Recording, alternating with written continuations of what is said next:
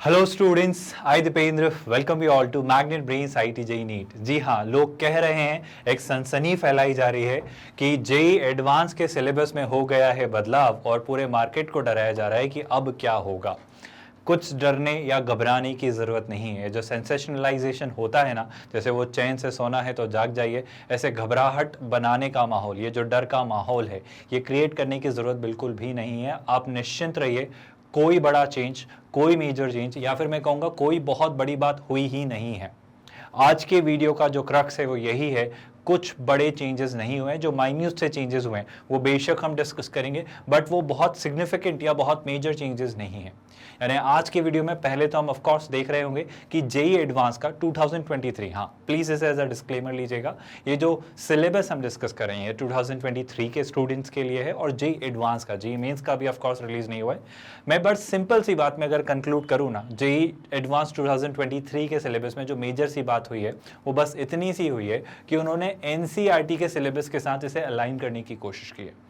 तो जो एनसीईआरटी का प्रिस्क्राइब्ड सिलेबस है 11th और 12th का, बस उन्होंने वैसा ही कहने की कोशिश की है कि आप एनसीईआरटी के 11th एंड 12th के सिलेबस को रेफर करिए, बस वही जेई एडवांस का सिलेबस। और उसमें जो चीज़ें लिखी हैं वो पुराने जेई एडवांस का जो पहले सिलेबस आया करता था, मैं अगर बात करूँ 2022 तक के सिलेबस से, उसमें कुछ चीज़ें मिसमैच हो रही है। पहली बात तो वो कोई बहुत बड़ी बात नहीं है, आप यकीन करिए, एक बहुत ही अजीब सा हवा बनाया जा रहा है कि चीज़ें बदल गई हैं, चीज़ें कुछ चेंज हो गई हैं, कुछ नहीं बदला है। मेरा यकीन करिए, जेई एडवांस 2023 अभी भी वैसी ही है जैसी होती थी। पर क्या जो माइन्यूट से चेंजेस, मतलब वो बाल की खाल निकालने वाली बात होती है ना, वो वैसी कुछ बात है। अगर आप वैसे देखोगे चीज़ें तो हाँ, थोड़ी बहुत चीज़ें बदली हैं जो एक्चुअली नहीं हुई हैं चेंज। मैं प्रूव करूंगा इस लेक्चर में, इस वीडियो में, कि चीज़ें अभी भी वैसी हैं, things are still intact, things haven't changed at all. कोई बड़ा मेजर सा डिफरेंस, कोई बड़ा मेजर सा ट्रांसफॉर्मेशन, कोई बहुत ह्यूज सा ट्रांसफॉर्मेशन नहीं आया।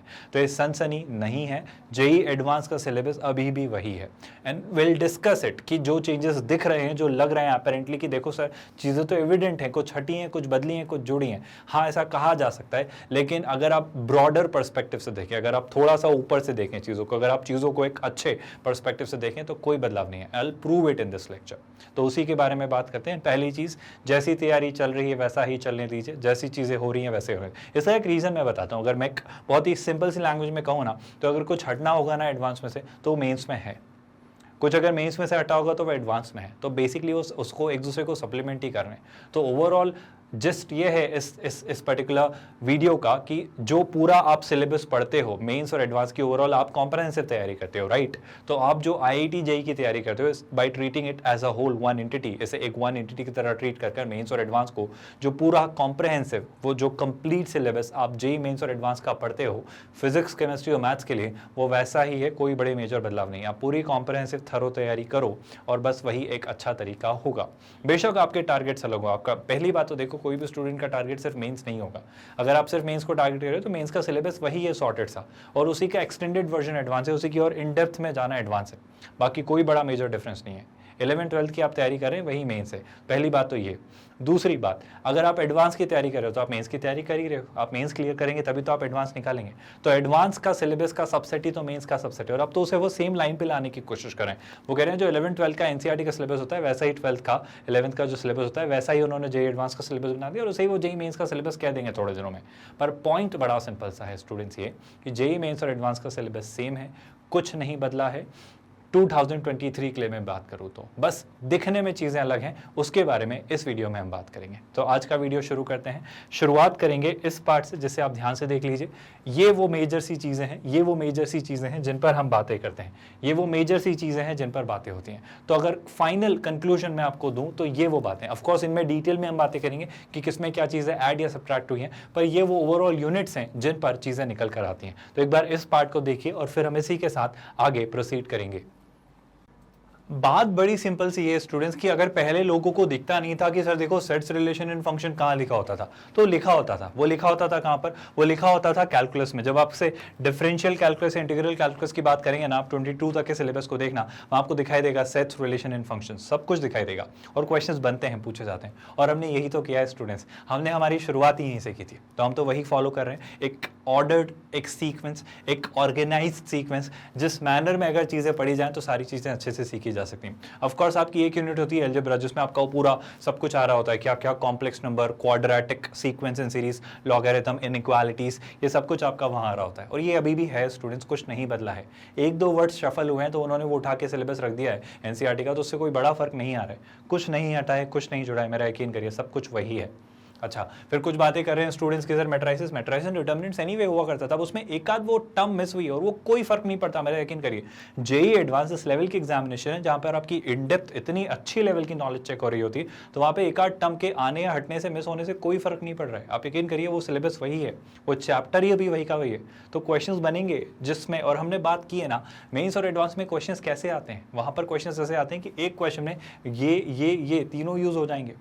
तो आप कहाँ उनसे लड़ने बैठेंगे कि सर आपने बोला था या नहीं बोला था, वहाँ सब कुछ वैसा ही है जैसा चलता आ रहा है। मतलब बेसिकली जो स्टैंडर्ड आपकी सारी चीज़ें आप पढ़ते हैं, पढ़ते रहिए, कुछ मत बदलिए। जेईई एडवांस अभी भी वही है, सिलेबस वही है, यकीन करिए, है ना। बस उसको रीशफल किया है, रीऑर्गेनाइज किया है, बस ऐसा चेंज है। फिर भी हम बातें करेंगे जहाँ पर थोड़ी बाल की खाल निकाली जा रही है, जहाँ पर कहा जा रहा है कि नहीं सर देखो ये बदल गया, ये देखो अलग हो गया, बातें करेंगे। अच्छा, एक और बात, प्रोबेबिलिटी। अब कुछ कहेंगे सर स्टैटिस्टिक्स पहले नहीं हुआ करता था जनाब। जेईई मेंस की एग्जाम में स्टैटिस्टिक्स आता था और अभी भी आता है। तो जब तक आप मेंस नहीं क्लियर करेंगे, आप एडवांस के लिए लायक कैसे होंगे? आप डिजर्व ही नहीं करते, आप एलिजिबल ही नहीं हो, तो क्राइटेरिया है ना। और मेंस में स्टैटिस्टिक्स आता है तो आप anyway you are bound to study statistics. तो आप लोग कह रहे हैं स्टैटिस्टिक्स ऐड हो गया, तो वो तो ऑलरेडी था ना, आप कैसी अननेसेसरीली की आर्ग्यूमेंट कर रहे हो? अब बात समझ रहे हो मेरी? अच्छा, इसके अलावा ट्रिगो में लोग कह रहे हैं सर ट्रिगो वैसा ही है लेकिन सोल्यूशन ऑफ ट्रायंगल्स हट गया है। नहीं हटा है, आप यकीन करिए नहीं हटा है। सॉल्यूशन ऑफ ट्रायंगल में जो चीज़ें बात की जाती थी, sine sine rule, cos rule, आपका नेपियर एनालॉजी, टेंजेंट रूल, आपके कोसाइन रूल, आपका प्रोजेक्शन रूल, इन पर क्वेश्चंस बनेंगे। हाइट एंड डिस्टेंसेस, ये कंसेप्ट अभी भी हैं, मेरा यकीन करिए क्वेश्चंस आएंगे, ना सिर्फ मेंस में बल्कि एडवांस में। और आपको दिखेंगे थोड़ी, वो लिख के थोड़ी देते हैं कि ये आपका सोल्यूशन ऑफ ट्रायंगल चैप्टर का क्वेश्चन है। ऐसे आपके क्वेश्चंस नहीं आते, आपको पता है।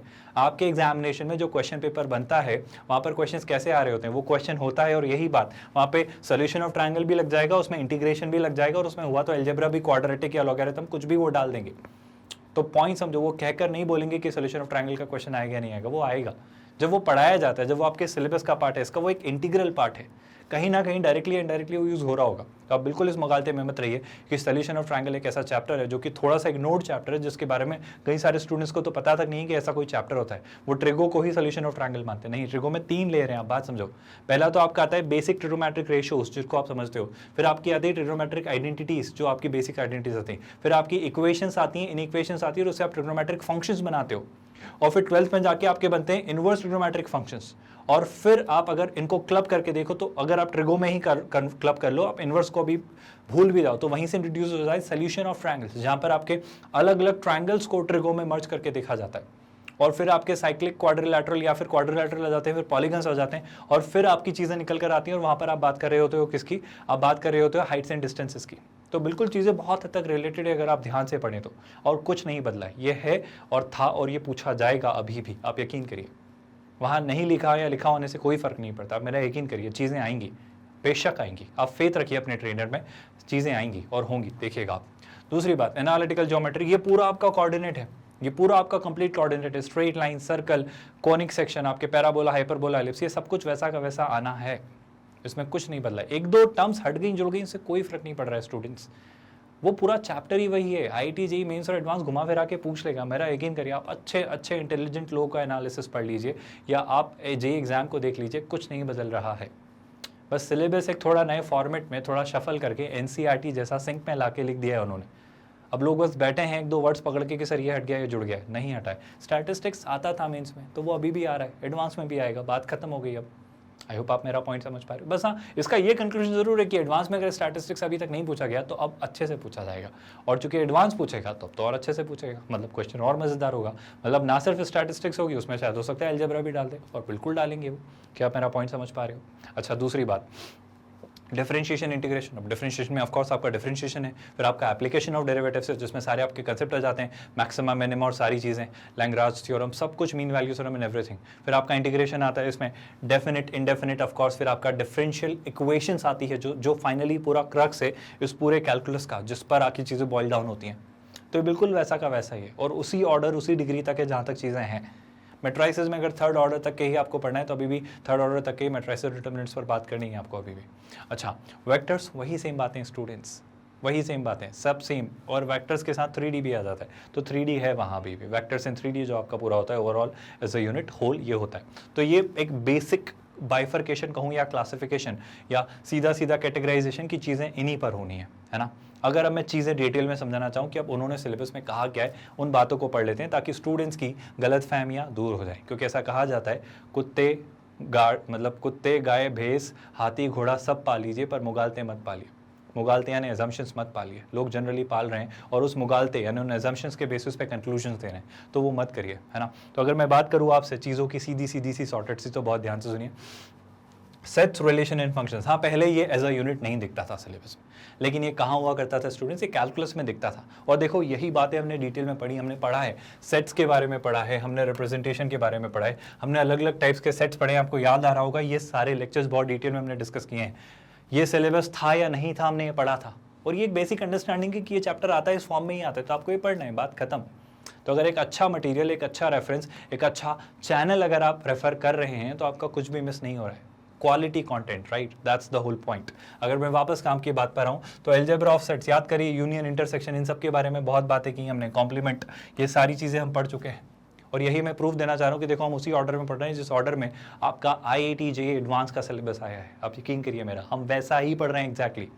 कि आपको बातें समझ आ रही हैं। और अगर थोड़ी चीज़ें समझनी तो देखो ये डी मॉर्गन्स थ्योरम हमने पढ़ी है, हमने इसी के साथ साथ practical problem based on them पढ़े हैं, बहुत सारी चीज़ें करी हैं। ये तो सिर्फ सेट से, अगर मैं रिलेशंस की बात करूँ तो रिलेशन, फिर सेट से हम रिलेशन पे शिफ्ट हुए थे, कार्टेशियन प्रोडक्ट की बातें की थी, याद आ रहा है आपको 11th स्टैंडर्ड के आपके lecture, set, relation and function, जिसे हम एज अ यूनिट ट्रीट करते हैं, जो कि 3 चैप्टर्स बन सकते हैं बेसिकली। सेट्स एक अलग चैप्टर, रिलेशन एंड फंक्शंस 2 अलग चैप्टर्स। आप पॉइंट समझ पा रहे हो। अगेन डोमेन और कोडोमेन इंट्रोड्यूस हुए थे, रिलेशंस के इक्विवेलेंस के बारे में हमने बात की थी, याद आ रहा है, सिमेट्रिक, एंटी सिमेट्रिक, ट्रांजिटिव, सारी चीज़ें हमने डिस्कस की हैं स्टूडेंट्स बहुत डिटेल में। तो मेरा यकीन करिए कुछ नहीं बदला है, यकीन करिए। इसी के साथ साथ फंक्शंस की बात करूँ सर, तो रिलेशन का एक स्पेशल केस फंक्शन होता है, याद है आपको सर। फंक्शन की मैपिंग हमने पढ़ी है, फंक्शन के डोमेन और कोडोमेन की बात की है, फंक्शन की रेंज की बात की है। क्या आपको याद आ रहा है फंक्शन का इन्वर्स निकालना, फंक्शन में even and odd, into onto, bijective, 1 1 on 2 into, सब याद है आपको, इंजेक्टिव, सरजेक्टिव, यही तो बातें लिखी हैं। फिर सर अलग अलग फंक्शंस कौन कौन से, polynomial, trigonometric, exponential, logarithmic, power, absolute, greatest integer, और भी ज़्यादा पढ़े हैं, फ्रैक्शन पार्ट फंक्शन, सब कुछ पढ़ा है हमने स्टूडेंट्स। इसी के साथ साथ सम, डिफरेंस, प्रोडक्ट, कंपोजिशन याद है ना, फॉग और गॉफ, कितनी डिटेल में बातें की हैं। और मेरे ख्याल से ये उल्टा और छोटा होगा, हमने इससे ज़्यादा बातें पढ़ी हैं। और अगर ऐसा नहीं है कि इससे ज़्यादा पढ़ी तो आप पे कुछ एहसान किया, इससे ज़्यादा जो पढ़ा वो आता है, वो एग्जाम में पूछा जाता है। वो लिखते नहीं हैं पर बहुत कुछ पूछते हैं स्टूडेंट्स से, और यही तो मैं कहना चाह रहा हूँ कि हो सकता है यहाँ कुछ लिखा हो या ना लिखा हो, उसका सीधा सीधा बस यही मतलब नहीं है। और आप लड़ाई नहीं लड़ सकते, आप नहीं कह सकते कि आपने नहीं लिखा था। वो घुमा फिरा के बात बना देंगे कि देखो ये बात पूछी गई है, ये इसी का रिजल्ट है, तो ये बात ऐसे बनाई जा सकती है। जैसे स्टूडेंट्स कह रहे हैं सर सीक्वेंस सीरीज में तो हार्मोनिक प्रोग्रेशन ही हट गया, नहीं हटा है। वो पूछेंगे, आप देखिएगा, वो कह देंगे अरिथमेटिक प्रोग्रेशन का ही तो एक्सटेंडेड वर्जन है हार्मोनिक प्रोग्रेशन, तो हमने नहीं लिखा तो क्या फ़र्क पड़ता है, वो है तो अरिथमेटिक प्रोग्रेशन ही। आप मेरी बात समझ पा रहे हो? तो नहीं लिखा ठीक है सर, पर वो है तो क्या, AP, बस यही बात है। इस तरीके से चीज़ें होने वाली है, थोड़ा इसे ध्यान से देखिए, फिर हम आगे डिटेल में डिस्कस करते हैं चीज़ों को। चलिए, आई होप ये यूनिट क्लियर हो रही, जिसे एज अ वन अलग unit, separate unit, isolated unit उन्होंने रिप्रेजेंट किया, जिसे देख के बच्चे घबरा गए। आप मैग्नेट ब्रेन्स के हमारे IIT JEE नीट चैनल पर तो आइए साहब, आपको पूरा चैप्टर बहुत डिटेल में, इससे ज़्यादा डिस्क्राइब मैनर में, कई सारे इलस्ट्रेशन एग्जाम्पल और प्रीवियस ईयर्स क्वेश्चंस के साथ और इंपॉर्टेंट क्वेश्चंस के प्रैक्टिस क्वेश्चंस के साथ करवाया गया है। बस यही खास बात मैं आपको समझाने की कोशिश कर रहा हूँ। चीज़ें लिखी कम या ज़्यादा हो सकती हैं, चीज़ें वही करवाएंगे जो चीज़ें आती हैं या पूछी जाती हैं। बस सिंपल सी बात मैं आपको समझाना चाह रहा हूँ। अब अलजेब्रा में क्या, अब देखो बातें लिखी हो सकती है, जैसे आप पढ़ रहे होंगे, अभी हम कॉम्प्लेक्स नंबर शुरू करने वाले हैं, आपका आने वाले वीडियोस है ना, मैं अपने एंड से शूट कर चुका हूं, तो आपको कॉम्प्लेक्स नंबर के अलजेब्रा पर बेस्ड क्वेश्चन दिखेंगे। हमने ये बातें की हैं, एडिशन, मल्टीप्लिकेशन हमने मतलब मैंने एक्चुअली शूट कर दी है, तो आपको आने वाले दिनों में दिखाई देगी, आपको पोलर फॉर्म दिखाई देगी, आपको प्रॉपर्टीज ऑफ मॉड्यूलस दिखाएगी, ये एग्जैक्टली सब पढ़ाने वाला हूँ। मतलब टू बी वेरी ऑनेस्ट, मैं यहाँ तक शूट कर चुका हूँ, ये सब मैंने एज इट इज पढ़ा है। और आने वाले वक्त में ऑफकोर्स मेरा सेकंड अगला टॉपिक ही यही है, और इसमें एक और चीज़ ऐड कर देता हूँ, क्यूब रूट्स ऑफ यूनिटी, और यहाँ पे आ जाती है एक डी मोवर्स थ्योरम। अब आप बात समझो, यहाँ पे तो हम और ज़्यादा चीज़ें पढ़ रहे हैं ना, मतलब इसके भी बियॉन्ड, और वो बेशक आपके सिलेबस में होती है, बस यहाँ नहीं लिखी है, तो ऐसा थोड़ी कि नहीं पूछी जाएगी। डी मोवर्स थ्योरम आती है और अप्लाई होती है और पूछी जाती है। अब यहाँ नहीं लिखी मतलब ऐसा थोड़ी कि नहीं आएगी। जैसा हार्मोनिक प्रोग्रेशन, वो अंडरस्टूड सी बात है, वो होता है, वो पूछा जाता है, उस पर सवाल बनते हैं, आई होप आप पॉइंट समझ पा रहे हो। ज्योमेट्रिक इंटरप्रिटेशंस, ये बहुत इंपॉर्टेंट कंसेप्ट है। आर्गेंट प्लेन में कॉम्प्लेक्स नंबर्स को इमेजिन करना, मतलब जो पूरा कोऑर्डिनेट होता है ना आपका, straight line, circle, conic section, उन सब चीज़ों को आप आर्गेंट प्लेन में ले आते हो तो उनको ज्योमेट्रिकली आप समझ पाते हो। तो जो ट्रायंगल इनइक्वालिटी या स्टैंडर्ड ये जो प्रॉब्लम्स है ना, इन सबको आप उसके थ्रू और आसानी से कर सकते हो। ये वो खूबी है जो ये आपका ज्योमेट्रिकल इंटरप्रिटेशन करके देता है। बहुत शानदार, बहुत इंटरेस्टिंग चैप्टर है, आप बहुत एंजॉय करेंगे इसे। अब ना सिर्फ एल्जेब्रा ऑफ कॉम्प्लेक्स नंबर, बल्कि इसी में आ जाती है आपकी क्या, क्वाड्रेटिक इक्वेशन। तो यही ऑर्डर में एक्चुअली हम चलने वाले हैं। मतलब मैं आपको समझाना चाह रहा हूँ कि जिस ऑर्डर में हम पढ़ा रहे हैं वो जेईई एडवांस ने रिकमेंड किया है। तो पॉइंट आप समझ पा रहे हो। पॉइंट बड़ा सिंपल सा है, जो ऑर्डर हम आपको प्रिस्क्राइब कर रहे हैं, जिस ऑर्डर में हम चीज़ें चलाना चाह रहे हैं, वैसे ही जेईई एडवांस चला रहे हैं। तो बस उसी ऑर्डर में चलिए। Have faith, have a lot of faith, यकीन करिए, है ना, समझिए बात को। इसके बाद हम बेशक मतलब कॉम्प्लेक्स के बाद क्वाड्रेटिक ही पढ़ने वाले हैं, और उसके बाद जो हम पढ़ेंगे वो बेशक आपका सीक्वेंस इन सीरीज होगा। और लॉगरिथम और इक्वेशंस के बारे में तो हम सेट रिलेशन इन फंक्शंस में बातें कर चुके हैं, जिसके बारे में बातें हम क्वाड्रेटिक में भी करेंगे और इवन बाइनोमियल में भी करेंगे। अब और बातें समझते हैं, क्या चीज़ें निकल कर आ रही हैं। एक और चीज़, कुछ लोगों का कहना है कि सर यहाँ पर जब लिखा होता है क्या, प्रोबेबिलिटी, तो यहाँ पर जब लिखा होता है ये प्रोबेबिलिटी स्टैटिस्टिक्स, तो उनका कहना है कि सर प्रोबेबिलिटी के साथ बाइनोमियल कहाँ गया। बाइनोमियल है, बाइनोमियल आपका इसी में आता है, किसमें, आपके अलजेब्रा में आता है ना। अब आगे अगर हम बढ़ें, अच्छा बाइनोमियल के साथ पीएनसी कहाँ गया सर, पीएनसी है, यहीं पर है, आपके अलजेब्रा में ही है, परमुटेशन एंड कॉम्बिनेशन वही है। आई होप आप मेरे पॉइंट समझ पा रहे हैं, है ना। अब आप ये और सुनिएगा, बहुत ध्यान से काम की चीज़ें। अगर हम बात करें तो आपकी फंडामेंटल थ्योरम ऑफ अलजेब्रा, मतलब वही बेसिक आपका मैथमेटिकल इंडक्शन जैसी चीज़ें। और अगर आगे बढ़ें तो क्वाड्रेटिक इक्वेशन, वही सेम चीज़ें। रियल कोफिशिएंट्स की बातें हम करते हैं, फिर हम बात करते हैं सर रूट्स और कोफिशिएंट में क्या रिलेशन होता है, वही अल्फा और बीटा के आपके रिलेशन, फिर हम उसको फॉर्म करना सीखते हैं। और उसके बाद फिर आप बात कर देते हो सिमेट्रिक फंक्शंस ऑफ रूट्स। पर सच बताऊं, सिर्फ ये यहीं खत्म नहीं होता है। क्वाड्रेटिक से आप धीरे से पॉलिनोमियल में शिफ्ट हो जाते हो, पॉलिनोमियल से आप लॉगरिथम और इनइक्वेशंस में भी शिफ्ट हो जाते हो, आप वेवी कर्व मेथड इंट्रोड्यूस कर देते हो। सर कई सारी चीज़ें होती है जो यहाँ नहीं लिखी हैं, बट जेईई एडवांस पूछता है उन पर क्वेश्चंस, और हम कर रहे होते हैं। आप खुद देख रहे होते हो जब जेईई मेंस और एडवांस के हम क्वेश्चन सॉल्व कर रहे होते हैं, वो इस प्रिस्क्राइब्ड सिलेबस से तो बाहर ही होते हैं, और वो अभी भी बाहर रहेंगे। पहले भी ये सारी बातें मेंशन नहीं रहती थी, हर एक चीज़ बिल्कुल एक एक सब लिख के नहीं रहते थे। इससे अच्छा तो पूरा पेपर ही आपको लिख के दे दे, क्वेश्चन पेपर की ये पेपर आने वाला है इस साल, आप इसे पढ़ लीजिए। बात आप समझ रहे हैं ना। बात एक सुपरफिशियल आइडिया देने की है कि इन चीज़ों के आसपास बातें घूमेंगी। अब उनसे कुछ भी बनाया जा सकता है कहने को, तो मतलब हार्मोनिक प्रोग्रेशन मेंशन नहीं है तो नहीं है, पर एपी का एक्सटेंडेड वर्जन है ना वो। एपी को ही तो एक देखने का पर्सपेक्टिव है। अगर एपी के रेसिप्रोकल्स ले लो आप हर एक एलिमेंट के, तो एचपी बन जाता है। तो वो है तो वही ना, तो वो कह देंगे कि पूछा देखो, पर हमने तो एपी पूछा, आपने उसको एचपी बोला। क्या आप पॉइंट समझ पा रहे हो। यानी कि सर अगर क्वाड्रेटिक के बाद हम बात करें तो क्वाड्रेटिक के बाद आपका आ जाता है सीक्वेंस सीरीज। अब देखो यहाँ पे लोगों ने बवाल खड़ा किया। लोगों ने क्या किया कि सर देखो अरिथमेटिक प्रोग्रेशन आ रहा है, ज्योमेट्रिक प्रोग्रेशन आ रहा है, सम ऑफ फाइनाइट, सम ऑफ आपके अरिथमेटिक प्रोग्रेशन के एन टर्म्स का सम, जीपी का सम, जीपी की इनफाइनाइट सीरीज का सम, और फिर वो फर्स्ट एन नेचुरल नंबर्स का सम, फर्स्ट एन नेचुरल नंबर्स के स्क्वायर्स का सम, उनके क्यूब्स का सम, ये सब फॉर्मूले वगैरह पढ़ा दो सर, और इसके बाद तो सर चैप्टर ही खत्म हो गया। इसमें कहाँ लिखा है हार्मोनिक प्रोग्रेशन। आएगा, आप यकीन करिए आएगा, किसी ना किसी तरीके से, डायरेक्टली इनडायरेक्टली, बहुत सटली ऐसे पूछेंगे वो कि आपको पता भी नहीं चलेगा। अब कोई बेवकूफ़ शख्स होगा जो हार्मोनिक प्रोग्रेशन नहीं पढ़ेगा, वो पार्ट है उस चैप्टर का और हमेशा से चला आ रहा है, तो वो नहीं बदलने वाला है। हार्मोनिक प्रोग्रेशन पूछा जाएगा, आप यकीन करिए। और बहुत बहुत डायरेक्टली, बहुत बड़ी तादाद में, ये आज तक वैसे भी नहीं पूछा गया, बट इनडायरेक्टली डायरेक्टली वो यूज़ हो जाएगा, है ना। तो आप प्लीज़ इस चैप्टर को बहुत डिटेल में पढ़िए, और कुछ भी बिल्कुल इस चेंजेस को मत अपनी पढ़ाई को अफेक्ट होने दीजिए कि सर ये छूट देते हैं, ये हटा देते हैं। सोल्यूशन ऑफ ट्रायंगल तो नहीं दिख रहा है तो हटा देते हैं, पहले लिखा हुआ रहता था। बच्चों ने पता क्या किया है, बच्चों ने उन दोनों सिलेबस को सामने रखा है, मतलब 2022 के पीडीएफ को सामने रखा है, 23 के पीडीएफ को सामने रखा है, और एक्चुअली देखा है कि देखो सर ये हट गया है, जुड़ गया। इतनी बारीक सी ऑब्जर्वेशन मत करिए आप, इतने बारीक सा एनालिसिस मत करिए आप यकीन करिए, चीज़ें चलने दीजिए जैसी हैं। सोल्यूशन ऑफ ट्रायंगल किसी ना किसी फॉर्म में पूछा जाएगा, अच्छे से पढ़िए। और नॉलेज में बुराई क्या है, नॉलेज लेने में बुराई क्या है, वो कहीं ना कहीं किसी ना किसी फॉर्म में काम आएगा, आप यकीन करिए। इसी के साथ साथ अगर हम थोड़ा आगे बढ़े, इसके बाद आपका ये वाला चैप्टर पूरा, ये क्वाड्रेटिक का ही थोड़ा एक्सटेंडेड वर्जन है, जहाँ पे आप लॉग और इनइक्वेशंस, इनइक्वालिटीज़ की बात करते हो, और फिर ग्रेजुअली आप शिफ्ट कर देते हो पीएनसी पर। अब परमुटेशन इन कॉम्बिनेशन, अब बस उन्होंने देखो, पहले परमुटेशन इन कॉम्बिनेशन पूरा डिटेल में लिखा हुआ होता था।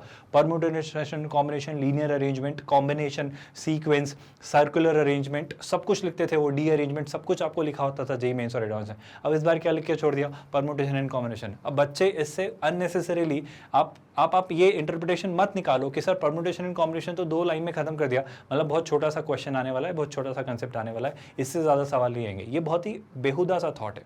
ये गलत है सोचना, ये बहुत गलत है कि आप बोलो कि सर परम्यूटेशन कॉम्बिनेशन में तो ज़्यादा उन्होंने मेंशन ही नहीं किया तो इस पर ज़्यादा बातें नहीं पूछेंगी। ये बस कह दिया उन्होंने, एक चैप्टर है, बट इसमें सब कुछ है जो पढ़ाया जाता है, linear arrangement, sequential arrangement, circular arrangement, derangement, अलग अलग डिस्ट्रीब्यूशन, एन ऑब्जेक्ट्स का distribution, R objects R places पर, जितने भी सब पॉसिबल चीज़ें होती हैं आपकी, हर एक चीज़ आने वाली है स्टूडेंट्स। जितना भी पीएनसी पूरा डिटेल में हम पढ़ते हैं सब कुछ जेईई एडवांस में आएगा। अब यहाँ पे 2 लाइन लिखी है, 2 शब्द लिखे हैं, तो इसका मतलब ये थोड़ी है कि वो सिलेबस कम हो गया या कुछ हट गया। आई होप आप अब बातें समझ पा रहे हो।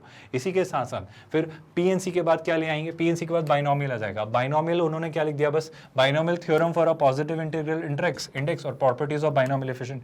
यकीन करिए सिर्फ पॉजिटिव इंटीग्रल इंडेक्स या फिर बाइनोमियल कोफिशिएंट तक चीज़ें नहीं रुकने वाली हैं, वो आपके फ्रैक्शन इंडेक्स पर भी आएंगी, वो नेगेटिव इंडेक्स पर भी बातें आएंगी। जब a प्लस बी की पावर -3 हो या a प्लस बी की पावर 1/2 हो, उन पर भी क्वेश्चंस बनेंगे, आप मेरा यकीन करिए। और बहुत सारी चीज़ें होती हैं बाइनोमियल, पास्कल ट्रायंगल से आप कई कई चीज़ें कहीं कहीं निकाले जाते हो, बहुत स्पेशल से सीक्वेंसेस आते हैं, और बाइनोमियल और सीक्वेंस एंड सीरीज को मर्ज करके आप एक नया ही कंसेप्ट इंट्रोड्यूस कर रहे होते हो। वो सब चीज़ें हैं थी, जब मेंस में है तो एडवांस में तो होंगी ना, एडवांस तो और ऊपर आपकी और अलग लेवल की एग्जाम है, तो क्यों नहीं होगी। तो यहाँ पे चीज़ें और आपको छोटी छोटी करके लिख दी हैं, तो बहुत वेग से मैनर में दिए हैं, सच कहूँ तो मतलब सिर्फ पीएनसी लिख दिया है, पर ये पूरा चैप्टर स्टूडेंट्स में बहुत कुछ होता है। बाइनोमियल में बस 2 बातें लिख दी कि आपका सिलेबस यहाँ तक रिस्ट्रिक्टेड है। अब लोग कंक्लूजन कर दे रहे हैं कि इसमें बाइनोमियल में जो आगे आपके और भी टॉपिक्स होते हैं वो नहीं आएंगे। नहीं, वो आएंगे, वो सब आएंगे। आप प्लीज़ सब पढ़िएगा, इस साल कोई गलती या बेवकूफ़ी मत करिएगा कि कोई भी शख्स यहाँ पर आकर रोक दे चीज़ें, ये बेवकूफ़ी होगी, मेरा यकीन करिए। और अगर थोड़ा हम आगे बढ़ते हैं तो फिर आता है आपका matrices and determinants as a unit. आप 12th स्टैंडर्ड के वेबसाइट पर जाकर magnetbrains.com या हमारे YouTube channel Magnet Brains ITJ NEET पर जाकर देखिए, आपको मैट्रिसेस एंड डिटरमिनेंट्स के इसी ऑर्डर में लेक्चर्स दिखाई देंगे। आप यकीन करिए, हमने ऐसे ही चीज़ें बनाई हैं, मतलब चीज़ें कोइंसिडेंटली आप सिंक में देख रहे हो कि जो हम चीज़ें प्रिस्क्राइब, रेकमेंड या बता रहे हैं कि देखो ऐसे पढ़ो, इनको ऐसे करो, वो वही बातें यहाँ लिखी हुई हैं। जैसे आप देखो, मैट्रिसेस इज अ रेक्टेंगुलर अरे, यही बात हमने शुरू की थी। फिर हमने मैट्रिसेस इक्वल कब होते हैं, उन्हें ऐड कैसे करते हैं, मल्टीप्लाई कैसे करते हैं, स्केलर से कैसे किसी मैट्रिक्स को मल्टीप्लाई करते हैं, और मैट्रिसेस को आपस में कैसे मल्टीप्लाई करते हैं। फिर हमने मैट्रिक्स के ट्रांसपोज की बातें की, आपको याद आ रहा होगा। हमने row and column operation, elementary row and column operation पढ़े थे, और उसी के थ्रू हमने एक और बात यहीं पे इंट्रोड्यूस कर दी थी, इनवर्स ऑफ अ मैट्रिक्स, जो उन्होंने नहीं लिखा है। और अब कोई भी शख्स ये कहे कि सर देखो यहाँ तो नहीं लिखा है इनवर्स ऑफ अ मैट्रिक्स, आगे भी देख लीजिएगा, मेरे ख्याल से अगर लिखा हो तो कोई बात नहीं, यहाँ लिखा हुआ है वैसे inverse of a square matrix, तो कोई भी ये ना कहे कि इनवर्स नहीं आएगा, आएगा, बिल्कुल आएगा। उसी के साथ साथ फिर आपने मैट्रिक्स के स्क्वायर मैट्रिक्स का डिटरमिनेंट निकालना सीखा सर, ऑर्डर अप टू 3, आपका ये सिलेबस ऑफकोर्स नहीं तक लिमिटेड है, इस बारे में हमने कई बार बातें की हैं स्टूडेंट्स, हर लेक्चर में कई बार ये मेंशन किया गया है कि 3rd ऑर्डर तक की चीज़ें लिमिटेड रहेंगी आपकी। और उसी के साथ साथ फिर हम शिफ्ट हुए थे, याद करो, एडजॉइंट पर, फिर एडजॉइंट से हमने डिटरमिनेंट और उसकी हेल्प से हमने इनवर्स निकालना सीखा था, आपको याद आ रहा होगा। फिर हमने इनवर्स के थ्रू चीज़ें देखी कि मैट्रिक्स पे ऑपरेशंस कैसे होते हैं, उनके टाइप्स क्या होते हैं, symmetric, anti symmetric, skew symmetric matrices के बारे में बात की हमने, हर्मिटन, स्क्यू हर्मिटन, ऐसी भी बातें की हमने, डायगोनल मैट्रिक्स, हमने बहुत सारी बातें की हैं स्टूडेंट्स, अगर आपको ये चैप्टर याद आ रहा हो तो। मतलब अगेन फिर से मैं वही कहूँगा कि हमने तो इस सिलेबस के बियॉन्ड कई सारी चीज़ें डिस्कस की हैं, और ये डेमोन्स्ट्रेट आपको किया गया है कि देखो, ना सिर्फ हम पढ़ने के लिए पढ़ रहे हैं या सिर्फ शेखी बगाड़ने के लिए पढ़ रहे हैं कि देखो चीज़ें ऐसी पूछ ली जाएगी या एक्स्ट्रा बढ़ा दी गई, नहीं, वो चीज़ें पूछी गई जेईई मेंस और एडवांस में, उन पर क्वेश्चंस बने। तो ऐसा नहीं है कि सिर्फ जो लिखा जा रहा है वही पूछा जा रहा है, ये खेल ऐसा नहीं हो रहा है, इसमें कई सारी बातें इसके बियॉन्ड जा रही हैं। और आप देखिए आगे, फिर स्क्यू सिमेट्रिक मैट्रिसेस के बाद हमने solution of simultaneous linear equations इन 2 और 3 वेरिएबल्स, फिर इसका भी हमने क्लासिफिकेशन देखा था, होमोजीनियस एंड नॉन होमोजीनियस। तो आपको सब कुछ तो पढ़ाया गया है स्टूडेंट्स, और यही तो बात हो रही है, और यही तो चीज़ें समझाने की कोशिश की जा रही है कि चीज़ें जैसी हम पढ़ रहे हैं उसी ऑर्डर में वहाँ पर हैं। सर मैट्रिसेस के बाद क्या, अब देखो मैट्रिसेस के बाद जब बात आती है प्रोबेबिलिटी एंड स्टैटिस्टिक्स, तो प्रोबेबिलिटी हम देखते हैं as an extension of PNC, कि किसी का पीएनसी अच्छा है तो प्रोबेबिलिटी तो अच्छा होता ही होता है, लेकिन प्रोबेबिलिटी में कुछ और कंसेप्ट्स आ जाते हैं, जैसे कि ऑफकोर्स क्या सर, एक तो basic random experiment sample space, कुछ आपका प्रोबेबिलिटी 11th स्टैंडर्ड में आता है, कुछ 12th स्टैंडर्ड में आता है, तो आप उसी तरीके से तो देखते हो, वही बात तो यहाँ पर लिखी जा रही है। फिर different types of events, sir आप अलग अलग इवेंट्स बोलते हो, म्यूचुअली एक्सक्लूसिव, एक्सक्लूसिव, ये सब यहाँ आता है ना, exhaustive event, exhaustively mutually exclusive, सब कुछ यहाँ आता है। फिर सर अलग अलग एडिशन और मल्टीप्लिकेशन के क्या रूल होते हैं प्रोबेबिलिटी में, इसके बाद कंडीशनल प्रोबेबिलिटी जो कि काफ़ी क्रूशियल है, फिर आपकी बेस थ्योरम आती है, ये रही आपकी बेस थ्योरम, है ना। अलग अलग टोटल प्रोबेबिलिटी पर बेस्ड क्वेश्चन हम करेंगे, बहुत अच्छा और इंटरेस्टिंग कंसेप्ट है। इंडिपेंडेंट इवेंट क्या होते हैं, सब बातें हम करेंगे। इंडिपेंडेंस ऑफ इवेंट्स क्या है, ये टॉपिक भी हम पढ़ेंगे। Computation of probability, events using permutation and combination, of course ये तो शुरुआत से ही हम करते आते हैं ना, तो मैं बार बार कह रहा हूँ कि पीएनसी का एक्सटेंशन ही हम प्रोबेबिलिटी को ट्रीट करते हैं, तो ये वो पॉइंट है। अब सर स्टैटिस्टिक्स का क्या? स्टैटिस्टिक्स का ये स्टूडेंट्स कि स्टैटिस्टिक्स भी अब उसी मैनर में जैसे जेईई मेंस में पूछा जाता है एडवांस में पूछा जाएगा। तो आप एनीवे मेंस के लिए पढ़ते थे ना, तो एडवांस के लिए पढ़ लो। और अगर आप मेंस क्लियर नहीं करोगे तो एडवांस कैसे क्लियर करोगे? तो मेंस के लिए तो पढ़ना ही है ना, तो एडवांस के लिए तो पढ़ना हुआ ही अपने आप। क्या आप मेरा पॉइंट समझ पाए? तो बात क्या हुई स्टूडेंट्स? वही सेंट्रल टेंडेंसी वाला एंगल का मेजरमेंट है ना, डिस्पर्शन, मीन, मीडियन, मॉड, ये सब चीज़ें जो आप पढ़ते हो, मीन डेविएशन, स्टैंडर्ड डेविएशन, ये आपके सिग्मा, आई होप ये सारी बातें आपको याद आ रही हैं। Variance of grouped and ungrouped data याद आ रहा है स्टूडेंट्स? ये सारी बातें आपने पढ़ी होंगी मेरे ख्याल से कहीं ना कहीं, या आने वाले वक्त में देखेंगे जब आप स्टैटिस्टिक्स पढ़ेंगे। Analysis of the frequency distribution याद आ रहा है स्टूडेंट्स, है ना, with same mean but different variant, random variable, mean and variance of random variable, ये कुछ थोड़ा सा एक अलग पार्ट निकल जाता है जहाँ पर आपकी थोड़ी सी अलजेब्रा भी इंट्रोड्यूस हो जाती है। तो ये स्टैटिस्टिक्स बिल्कुल वैसी ही है जैसी 11th 12th में आप जेईई मेंस के लिए पढ़ते हो, वो एडवांस में भी आने वाली। तो क्या नया हुआ आप मेरे को एक बात बताओ। बस क्वेश्चंस का लेवल ऑफ कोर्स अपग्रेड होगा, क्योंकि स्टैटिस्टिक्स जब एडवांस में पूछी जाएगी तो और अच्छे तरीके से पूछी जाएगी, क्योंकि जेईई एडवांस वो पूछ रहा है। इट विल इंश्योर कि वो अपना लेवल मैच करे, है ना। अब अगर मैं आगे चीज़ें आपसे डिस्कस करूँ तो क्या, ट्रिगो। अब देखो स्टूडेंट्स ने फिर बात का बतंगड़ बनाया, सर देखो ट्रिगोमेट्रिक रेशियोज आइडेंटिटीज गायब हो गया, सीधे फंक्शंस आ गया। है फंक्शन तभी पढ़ोगे ना जब रेशियोज और आइडेंटिटीज पढ़ा होगा, तो वो वहाँ है। आप बात समझ पा रहे हो? सर फिर क्या, उनकी पीरियोडिसिटी, ऑफ कोर्स ये तो हमने पढ़ा है। आपने ग्राफ्स के बारे में बात की होगी, आप ये लेक्चर जाके देखो, ये एज इट इज जिस ऑर्डर में दिया है इससे ज्यादा आपको पढ़ाया गया है। आप देखो एडिशन सब्ट्रैक्शन सब दिया है, फॉर्मूले डिस्कस किए। एडिशन सब्ट्रैक्शन के कितने फॉर्मूले बने, हमने कितने सारे कॉम्बिनेशन देखे, हमने कितने उनके अलग अलग वर्जन देखे, आपको याद आ रहे होंगे स्टूडेंट्स। उसी के साथ इन्वॉल्विंग मल्टीपल इन सब multiple of angle, 2a 3a के फॉर्मूले, 4a के बियॉन्ड जाने की जरूरत नहीं है, मतलब 3a तक काफी है चीजें, फिर वो बना सकते हो आप, क्रिएट कर सकते हो। वो 3a 2a तक चीजें रोक लेते हैं, तो उस पर भी हमने क्लैरिटी ली। और आपको याद होगा हमने जनरल सोल्यूशन पे कितनी डिटेल में बातें की हैं। आई होप हमने बहुत सारे पर्सपेक्टिव से उस पर बात की, हमने ग्राफ्स के थ्रू बात की, हमने उसको सीधे सीधे फॉर्मूले डेवलप करके बात की, हमने मैथमेटिकली उसे प्रूव किया। आई होप ये सारी बातें आपको याद आ रही हैं। फिर ट्रिगो के साथ सर ये 12th स्टैंडर्ड में आ जाता है आपका कौन सा, इनवर्स ट्रिग्नोमेट्रिक फंक्शन। अब देखो उन्होंने फिर इस बात को यहीं कह के छोड़ दिया, मतलब होता है ना एक थ्रेड दे देते हैं, एक एक बात सरसरी छोड़ देना कि बस बस बस कह के छोड़ देना, पर वो बात अधूरी सी रह गई, वो बात कंप्लीट नहीं हुई। ये वही बात है, उन्होंने बस लिख दिया, क्या लिख दिया, inverse trigonometric function principal value only, बिल्कुल प्रिंसिपल वैल्यू तक ही रिस्ट्रिक्ट किया जाता है उसे, वरना वो फंक्शन ही नहीं रहता है। And there elementary properties. अब देखो उन्होंने लिख के बोल दिया एलिमेंट्री प्रॉपर्टीज, पर आपको याद है हमने जब ये चैप्टर पढ़ा था आईटीएफ, तो कितनी प्रॉपर्टीज पढ़ी है, कितनी डिटेल में पढ़ी है। मतलब एक्चुअली मुझे जहां तक याद है यही पूरा का पूरा चैप्टर आपको वापस पढ़ा दिया गया है इनवर्स ट्रिग्नोमेट्री के कॉन्टेक्स्ट से, पर उन्होंने बस उसे इतना सा लिख के छोड़ दिया है। अब कोई भी शख्स इसका कुछ तो भी इंटरप्रिटेशन निकाल सकता है। आप प्लीज़ उस बेवकूफ़ी को मत करिए। आप जो चीज़ें अच्छे से पढ़ाई जा रही है, जो एक क्वालिटी एजुकेशन प्लेटफॉर्म आपको दे रहा है, उसे समझिए। आई होप आप ये बात समझ पा रहे हो। इसी के साथ साथ स्टूडेंट्स अगर हम आगे बढ़ें तो एनालिटिकल ज्योमेट्री, यानी वही बात है आपकी 2D ज्योमेट्री। इसमें क्या क्या आता है सर? इसमें आपका कार्टेशियन आ जाता है, आपके पॉइंट्स आ जाते हैं, डिस्टेंस आ जाती है, उनका सेक्शन फॉर्मूला आ जाता है, फिर आपकी लाइन्स इंट्रोड्यूस हो जाती हैं, उनके बीच का distance, section formula, of course origin को शिफ्ट करने पर ग्राफ में क्या शिफ्ट आता है, पॉइंट्स में क्या शिफ्ट आता है, लाइन्स में क्या शिफ्ट आता है, चीज़ों को रोटेट करके देखा जाए तो कैसे होती हैं, ये सब बातें होती हैं। अब यहाँ पे तो 2-4 बातें लिख दी और छोड़ दिया, पर इसके बियॉन्ड काफ़ी कुछ होता है स्टूडेंट्स। इसी को आप अगर आगे बढ़ाते हो तो आपको क्या दिख जाती है, इक्वेशन ऑफ स्ट्रेट लाइन, दो लाइंस के बीच का एंगल। ये बहुत कॉम्प्रिहेंसिवली उन्होंने लिखा है, इतना ऐसा दिया जाना चाहिए कायदे से कहूँ तो। पीएनसी उनको ऐसा डिटेल में लिखना चाहिए, उनको बाइनोमियल ऐसा डिटेल में लिख के देना चाहिए था, उन्हें इनवर्स ट्रिग्नोमेट्रिक फंक्शन इतनी डिटेल में लिख के देना चाहिए था। उसको उन्होंने कट शॉर्ट करके, मतलब कट शॉर्ट एक्चुअली किया नहीं है, बस दिख रहा है कि कट शॉर्ट किया, लेकिन वो वैसा ही है, उतना ही है जितना ये सब कुछ है ना। Distance of a point from a line, perpendicular distance हम जानते हैं, lines through the point of intersection of two given line, ये फिर आपके लैम्डा वाले फॉर्म आ जाते हैं, आपको याद आ रहा हो तो।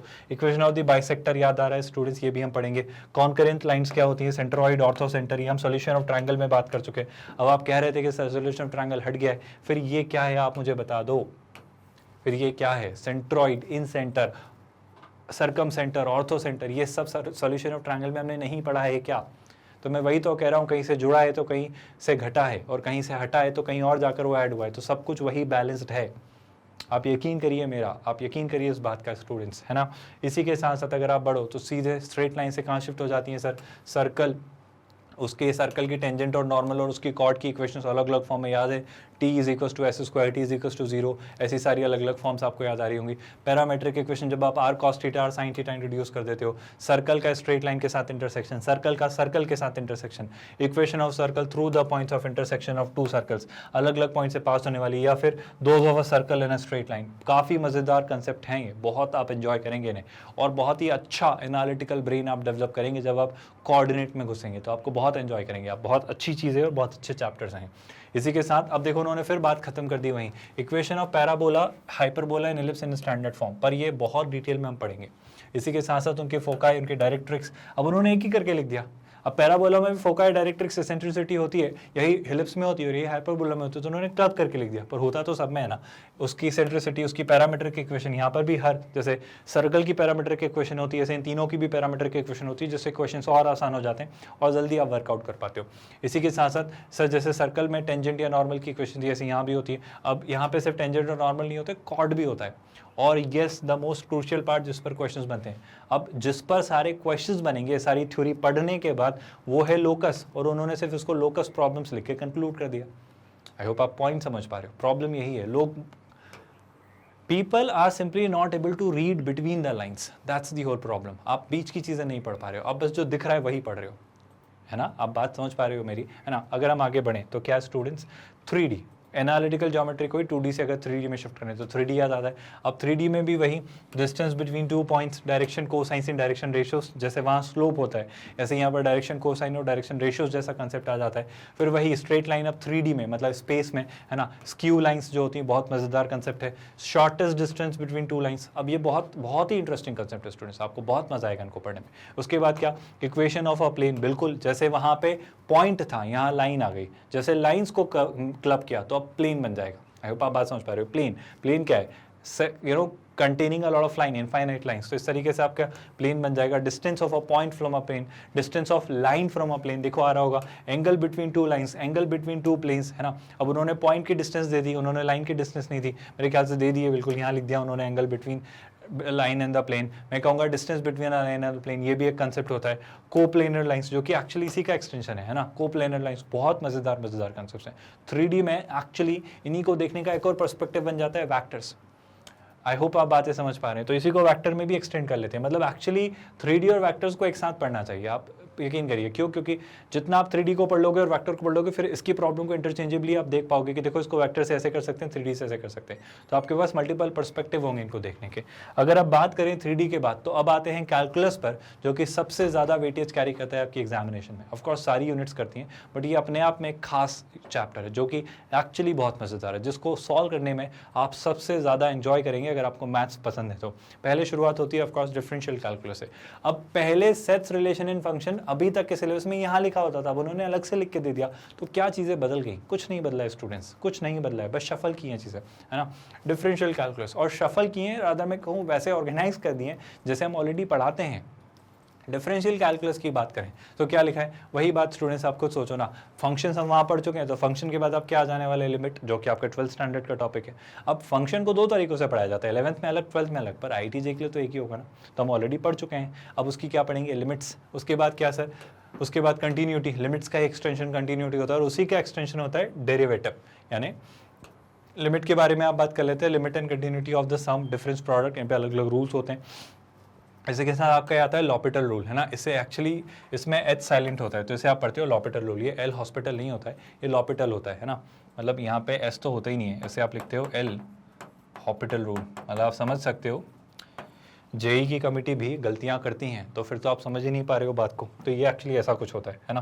फिर क्या सर, फिर अगर आगे बढ़े तो evaluation of limits of functions, ये बस एक छोटी सी बात लिख दी है, पर इस पर कई सारे क्वेश्चंस बनते हैं। फिर लिमिट के बाद क्या आता है, लिमिट और कंटिन्यूटी को ही एक्सटेंड करते हुए, कंटिन्यूटी ऑफ कंपोजिट फंक्शंस, ये बहुत मजेदार कंसेप्ट है अपने आप में। इसी को एक्सटेंड करते हुए intermediate value property of continuous function, जो कि ऑफकोर्स हम पढ़ेंगे बहुत डिटेल में, ग्राफ्स के थ्रू हम चीजें समझेंगे। इसी के थ्रू, इसी चैप्टर में कंटिन्यूटी का ही एक्सटेंशन आ जाता है डिफरेंशिएबिलिटी।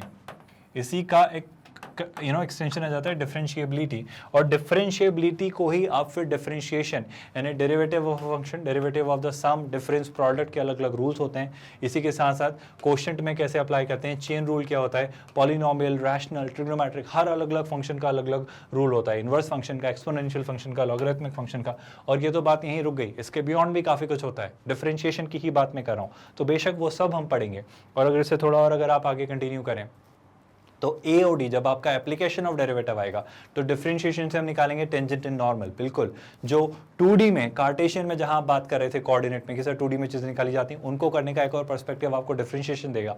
उसी के साथ आप इंक्रीजिंग और डिक्रीजिंग फंक्शन देख पाओगे डिफरेंशिएशन से, आप मोनोटोनिसिटी पता कर पाओगे, आप ऑर्डर ऑफ 2 तक जब डिफरेंशिएशन करोगे तो आपको उससे मैक्सिमम और मिनिमा पता चल जाएगा फंक्शन का, मतलब उसके ग्राफ का कितना हाईएस्ट जा रहा है कितना लोएस्ट जा रहा है, सब पता कर पाएंगे आप डिफरेंशिएशन के थ्रू।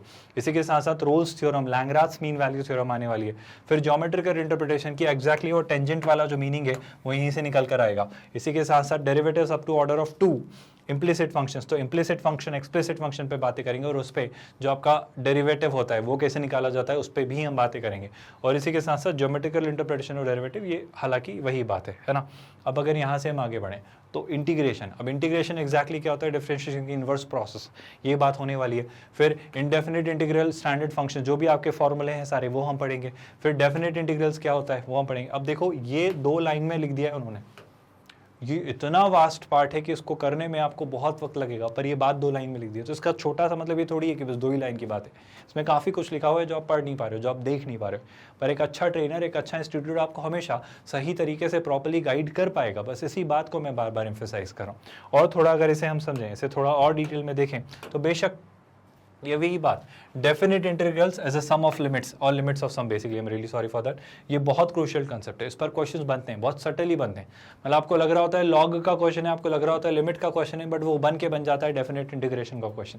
ये वही कैटेगरी के क्वेश्चन होंगे।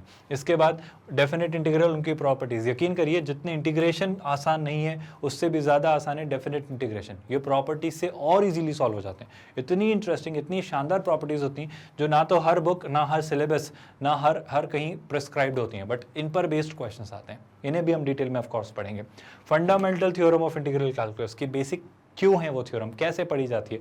फिर हम यहीं से शिफ्ट होंगे ग्रेजुअली डेफिनेट इंटीग्रेशन में ही। पहले तो इंटीग्रेशन की बात कर लें, अब इंटीग्रेशन बाय पार्ट्स यहाँ उन्होंने लिख दिया कि बाय पार्ट्स मतलब वही जो प्रोडक्ट वाला रूल आपका डिफरेंशिएशन में था वैसे ही।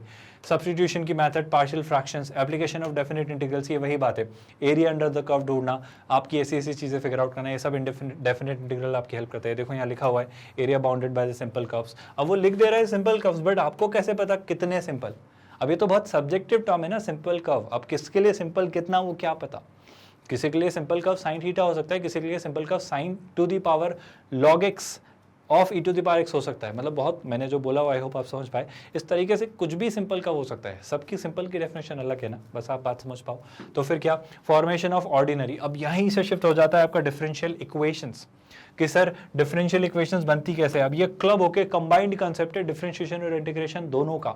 इसी के साथ साथ क्या, homogeneous differential equation of first order and first degree, separation variable method और linear first order differential equation. हाँ, यहाँ पे आपका सिलेबस यहीं तक लिमिटेड है।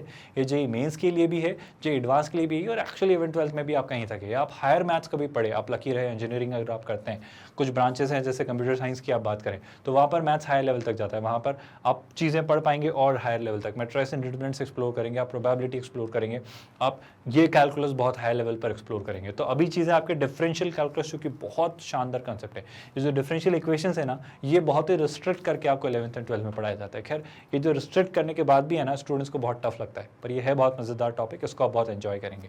इसी के साथ साथ स्टूडेंट्स, अगर हम आगे प्रोसीड करें तो 3D का ही एक्सटेंडेड वर्जन है वेक्टर्स। क्या दोनों एक दूसरे के साथ पैरेलल चलते हैं, मतलब जैसा जैसा 3D वैसा ही वेक्टर्स। अब यहाँ पे लिख वो बस इतना सा दे रहा है। देखो हम पढ़ेंगे vector, scalar multiplication, dot product, cross product, scalar and vector triple product भी हम पढ़ेंगे। अब ये जो उन्होंने इतना सा लिख दिया ना, देयर ज्योमेट्रिकल इंटरप्रिटेशन, ये पूरा का पूरा एक्चुअली आपका है 3D, पर स्टूडेंट्स नहीं समझ पाते हैं। अब ये बात इतनी सी है, लेकिन ये बात बहुत गहरी, बहुत लंबी और बहुत वास्ट है।